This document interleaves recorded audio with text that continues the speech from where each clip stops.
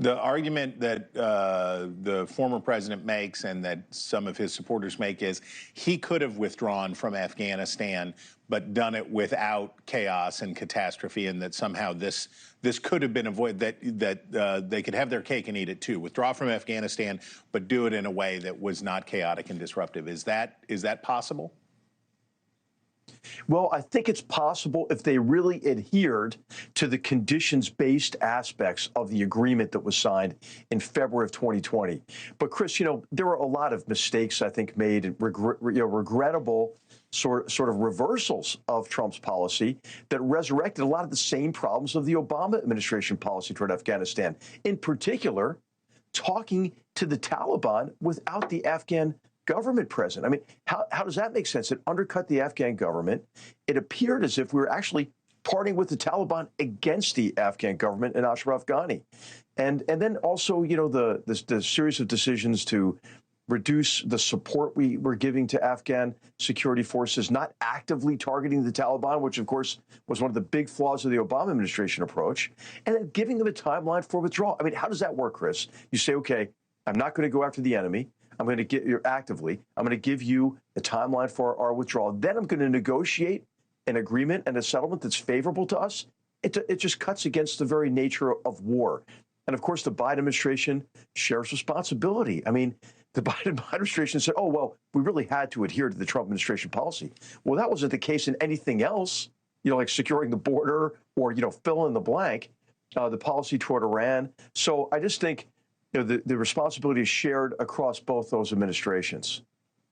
The partisan angling around this conflict continues to this very day, as you allude to there, but also in this. There's a back and forth about a confrontation between the Trump campaign and an official at Arlington National Cemetery, where the former president was for a wreath-laying ceremony honoring the 13 troops who were killed in that suicide bombing at Abbey Gate. The confrontation was over whether Trump's campaign should have had a photographer in Section 60 of the cemetery, which, as you know only too well, is reserved for those recently killed in wars abroad.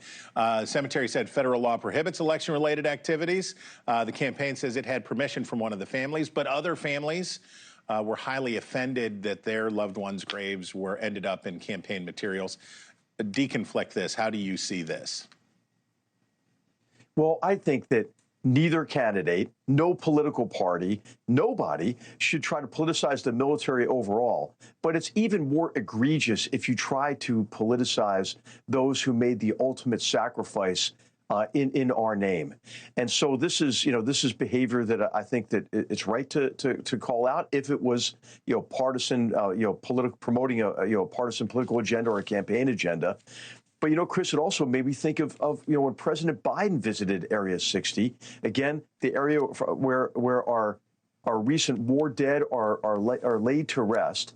And he thought it was a good idea to announce the timeline for a withdrawal from Afghanistan among those who gave their lives in Afghanistan. And what it shows to me, Chris, is that President Biden and President Trump are just disconnected, from our professional military ethic and our warrior ethos. They don't seem to understand, why our courageous servicemen and women serve, and why it's so important not to drag our military in to partisan politics.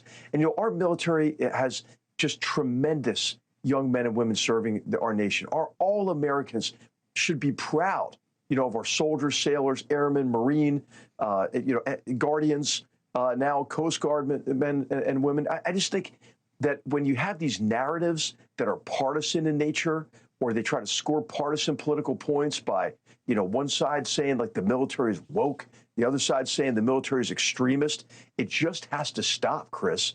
And I think we have to stop compromising, some of our critical institutions, especially our military, I would say, just to score partisan political points. Thanks for watching.